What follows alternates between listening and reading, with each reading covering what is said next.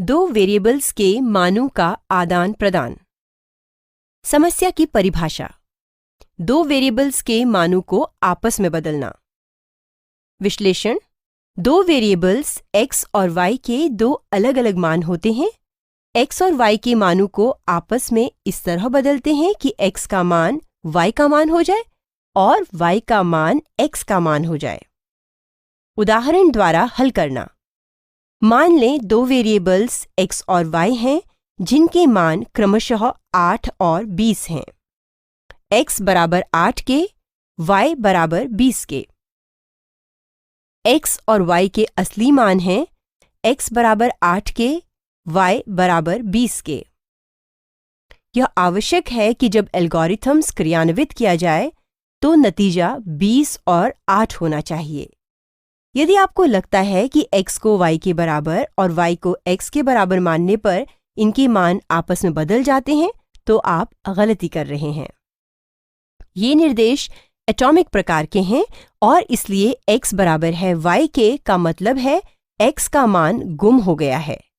इसीलिए x का मान अस्थायी रूप से संग्रह करने के लिए हमें एक अस्थायी वेरिएबल का प्रयोग करना पड़ेगा।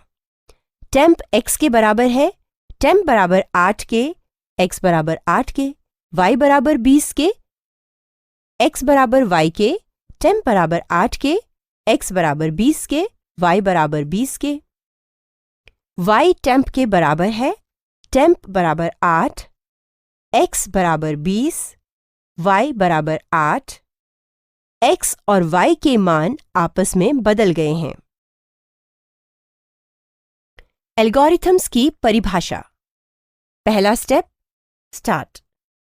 दूसरा स्टेप x और y के मान लें। तीसरा स्टेप x के मान को temp में स्टोर करें। temp कॉलन बराबर x।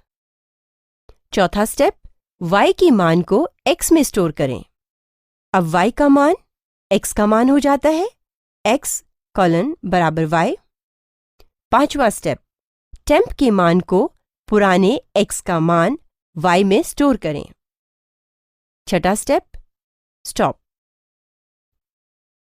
एक अस्थायी वेरिएबल का उपयोग करते हुए दो वेरिएबल्स के मानों को आपस में बदलना।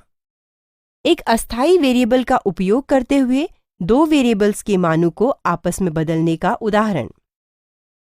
आउटपुट।